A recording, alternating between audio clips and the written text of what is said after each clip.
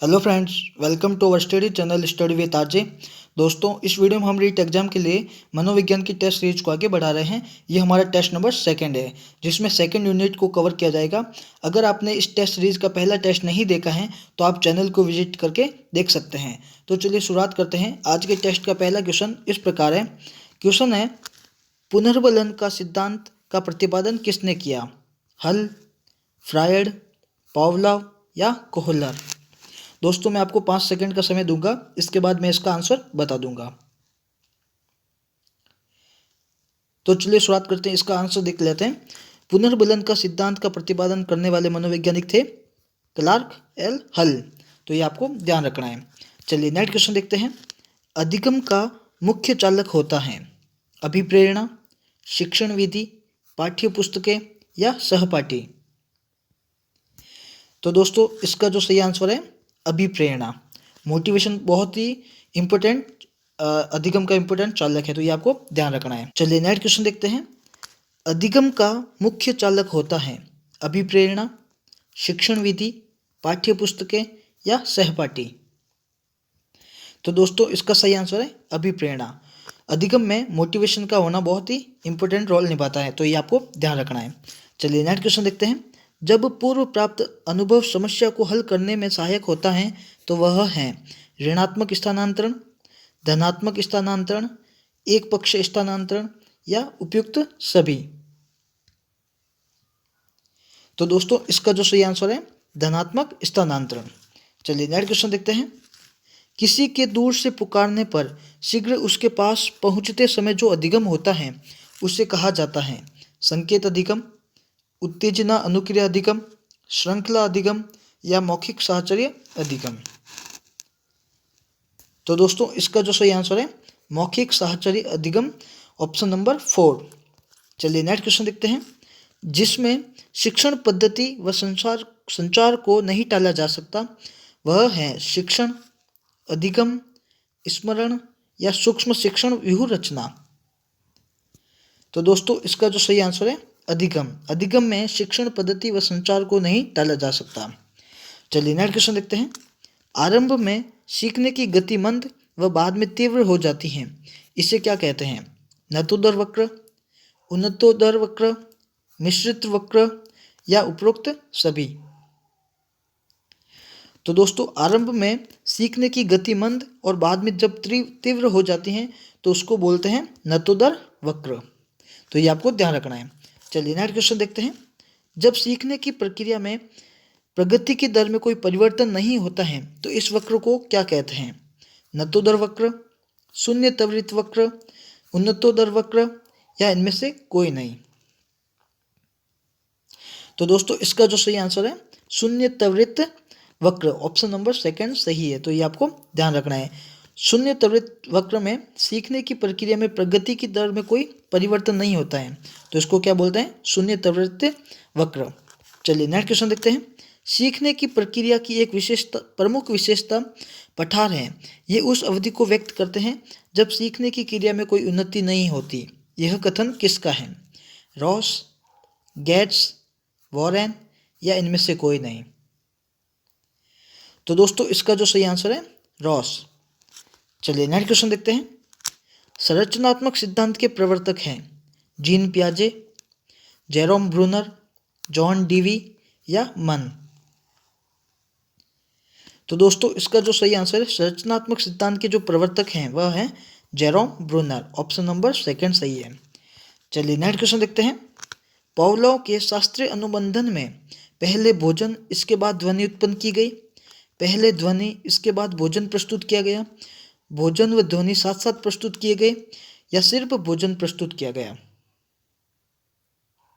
तो दोस्तों, पावलोव के शास्त्रीय अनुबंधन सिद्धांत में पहले ध्वनि इसके बाद भोजन प्रस्तुत किया गया, तो ये आपको ध्यान रखना है, ये इंपॉर्टेंट क्वेश्चन है। चलिए नेक्स्ट क्वेश्चन देखते हैं। अधिगम का प्रमुख उद्देश्य होता है आनंद प्राप्त करना, समय व्यतीत करना, भविष्य में किसी कार्य में सहायक होना या उपरोक्त में से कोई नहीं? तो दोस्तों, अधिगम का जो प्रमुख उद्देश्य होता है भविष्य में किसी कार्य में सहायक होना, ऑप्शन नंबर 3 सही है इसका। चलिए नेक्स्ट क्वेश्चन देखते हैं। अनुबंध के गोचर की शुरुआत किसके द्वारा की गई? कोहलर, लेविन, थॉर्नडाइक या पावलोव? तो दोस्तों इसका जो सही आंसर है पावलोव। पावलोव ने अनुबंध के गोचर की शुरुआत की थी। चलिए नेक्स्ट क्वेश्चन देखते हैं। निम्न में से कौन मनोवैज्ञानिक नहीं है? जॉन डीवी, वॉटसन, हल या स्किनर? तो दोस्तों इसका जो सही आंसर है जॉन डीवी। जॉन डीवी मनोवैज्ञानिक के अंतर्गत नहीं आते हैं। चलिए नेक्स्ट क्वेश्चन देखते हैं। अधिगम आदतों, ज्ञान एवं अभिवृत्तियों का अर्जन है, किसने कहा? स्किनर, क्रो एंड क्रो, गुथरी या मर्फी? तो दोस्तों अधिगम आदतों, ज्ञान एवं अभिवृत्तियों का अर्जन है, यह कहने वाले थे क्रो एंड क्रो। तो ये आपको ध्यान रखना है। चलिए नेक्स्ट क्वेश्चन देखते हैं। कार्यात्मक प्रतिबद्धता सिद्धांत प्रक्रिया में मुख्य कारक कौन सा है? आकृतिकरण, स्वतः आपूर्ति, पुनर्बलन या अभिप्रेरणा? तो दोस्तों इसका जो सही आंसर है पुनर्बलन। ऑप्शन नंबर 3 सही है। चलिए नेक्स्ट क्वेश्चन देखते हैं। जेरोम ब्रूनर ने अधिगम की कितनी अवस्थाएं बताई हैं? 8, 5, 3 या 4? तो दोस्तों इसका जो सही आंसर है ऑप्शन नंबर 3 3 अवस्थाएं बताई है। अधिगम की 3 अवस्था बताई है। आप इसको राइट डाउन भी कर लेना। पहली है विधि निर्माण आधारित, विधि निर्माण आधारित। दूसरी भी ध्यान रखना है प्रतिमा आधारित, और तीसरी क्या है? चिन्ह आधारित। पहली है विधि आधारित, दूसरी है प्रतिमा आधारित अधिगम की अवस्था, और तीसरी है चिन्ह आधारित अधिगम अवस्था। जेरोम ब्रूनर की ये अधिगम की अवस्था हैं जिन्होंने 3 अवस्थाएं बताई थी। चलिए नेक्स्ट क्वेश्चन देखते हैं। जन्मजात प्रेरक नहीं है, भूख, प्यास, आदत या नींद? तो दोस्तों इसका जो सही आंसर है आदत। ऑप्शन नंबर 3 सही है। जो जन्मजात प्रेरक नहीं है, यह आदत को बनाया जाता है। चलिए नेक्स्ट क्वेश्चन देखते हैं। शिक्षक के मानसिक स्वास्थ्य के लिए आवश्यक है सामाजिक सम्मान मिलना, विद्यालय प्रशासन में भागीदारी, शिक्षक संघ के संगठन व उपरोक्त सभी? तो दोस्तों इसका जो सही आंसर है ऑप्शन नंबर 4 उपरोक्त सभी। सामाजिक सम्मान मिलना, विद्यालय प्रशासन में भागीदारी, शिक्षक संघ के संगठन, तीनों ही ऑप्शन सही है। चलिए नेक्स्ट क्वेश्चन देखते हैं। जीवन भर सीखने की संकल्पना की उत्पत्ति का आधार क्या है? देश में स्कूलों की कमी, लोगों की अधिक से अधिक सीखने की इच्छा, देश को आवश्यकता है कि अधिक शिक्षित लोगों की संख्या हो, या ज्ञान का गतिक विकास? तो दोस्तों इसका जो सही आंसर है ऑप्शन नंबर 4 ज्ञान का गतिक विकास। नेक्स्ट क्वेश्चन देखते हैं।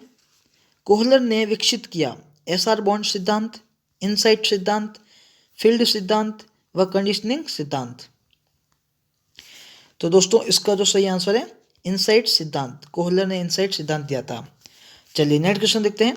निम्नलिखित में से कौन सा अधिगम की विशेषता नहीं है?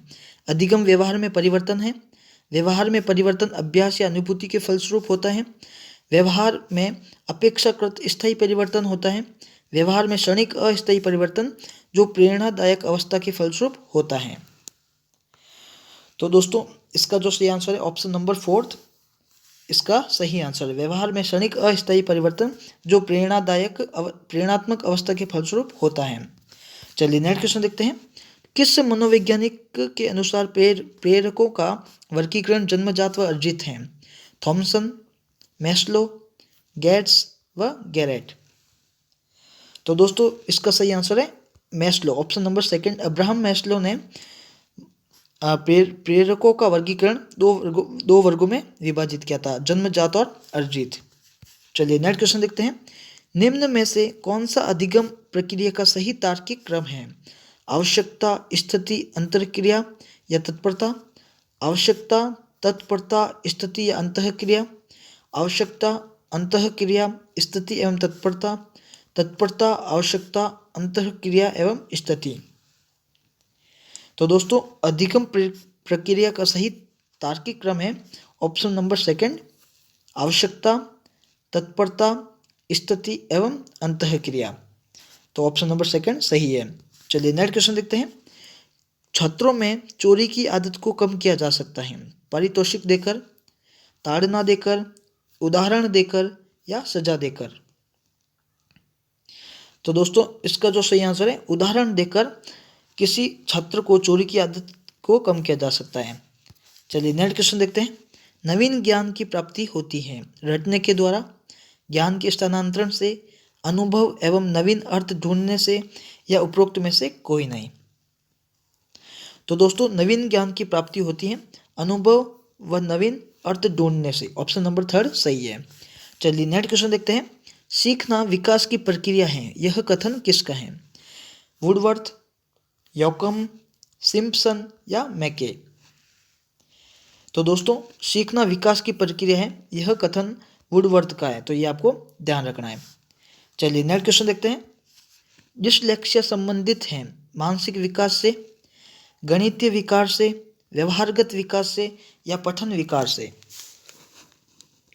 तो दोस्तों डिसलेक्सिया पठन विकास से संबंधित है, यह एक विकार है, तो आपको ध्यान रखना है। चलिए नेक्स्ट क्वेश्चन देखते हैं। विशाल द्वारा पियानो बजाना किस प्रकार के सीखने से संबंधित है? शाब्दिक सीखना, गत्यात्मक सीखना, समस्यात्मक सीखना या सभी। तो दोस्तों इसका जो सही आंसर है गत्यात्मक सीखना। ऑप्शन नंबर 2 सही है। चलिए नेक्स्ट क्वेश्चन देखते हैं। उत्तेजक तथा अनुक्रिया के मध्य सीखने की प्रक्रिया को प्रभावित करने वाले तत्व हैं व्यक्ति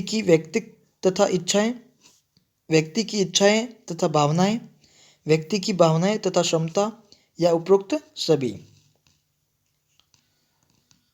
तो दोस्तों 29वें का सही आंसर है उपरोक्त सभी। चलिए नेक्स्ट क्वेश्चन देखते हैं। ज्ञान रचनात्मकता सिद्धांत आधारित शिक्षण का आधार है। करके सीखना, अध्यापक को सुनना, अध्यापक कथित विषय वस्तु को दोहराना या अध्यापक तथा शिक्षार्थी के संबंध। तो दोस्तों ज्ञान रचनात्मक सिद्धांत आधारित शिक्षण का आधार है करके सीखना। ऑप्शन नंबर 1 इसका सही आंसर है, तो ये आपको ध्यान रखना है। तो दोस्तों आज के ये 30 इंपॉर्टेंट क्वेश्चन थे जो सेकंड यूनिट को कवर करते हैं, तो आप ईमानदारी के साथ देखें और अपना जो भी स्कोर बनता है वह कमेंट सेक्शन में जरूर शेयर करें। धन्यवाद।